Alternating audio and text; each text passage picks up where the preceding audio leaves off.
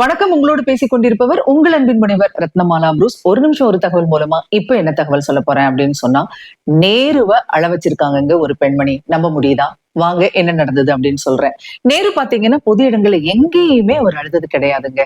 ஆனா 1963ஆம் வருஷம் ஜனவரி மாதம் 27ஆம் தேதி கவிஞர் பிரதீப் இயற்றிய ஏ மேரே வதன் கே லோகோன் அப்படின்ற பாடல லதா மங்கேஷ்கர் பாடியிருக்காங்க. அந்த நேரத்துல நேருவோட கண்கள்ல இருந்து கண்ணீர் வந்திருக்குங்க அந்த பாட்டை கேட்டுட்டு.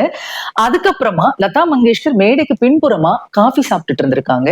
அப்போ டைரக்டர் மஹ்பூப் கான் போய் அவங்களை அழைச்சிட்டு வந்து நேரு கிட்ட விட்டுருக்காரு. அப்போ நேரு சொல்லியிருக்காரு, இந்த பெண் என்னுடைய கண்கள்ல இருந்து கண்ணீரை வரவழைச்சிட்டா அப்படின்னு சொல்லிட்டு. இப்படி நடந்ததா? அதுக்கப்புறமா ஒரு தடவை மும்பைக்கு வந்த போதும் லதா மங்கேஷ்கர் வேற ஒரு பாடலை பாடியிருக்காங்க. இவர் என்ன பண்ணிருக்காரு அப்படின்னா, ஒரு துண்டு சீட்டை அனுப்பிச்சிருந்திருக்காரு லதா மங்கேஷ்கர் கிட்ட. அவங்க ஓபன் பண்ணி பாக்குறாங்க. அதுல என்ன இருக்கு அப்படின்னா, ஏ மேரே வதன் கே லோகோன் அந்த பாடலை பாடணும் அப்படின்னு சொல்லிட்டு அந்த இடத்துல மீண்டும் பாடுறாங்க லதா மங்கேஷ்கர். அங்கேயும் அவருக்கு கண்ணு கலங்குது. இப்படித்தாங்க லதா மங்கேஷ்கர் நேருவை அழ வச்சிருக்காங்க. ஒரு சென்சேஷனலா இருந்திருக்கு இந்த பாடல் அந்த காலத்துல அப்படின்னு சொன்னா அது மிக கிடையாது. ஆக இப்ப புரிஞ்சிருப்பீங்க நேருவை அழ வச்ச பெண்மணி யார் அப்படின்னு சொன்னா லதா மங்கேஷ்கர் அப்படின்னு சொல்லிட்டு.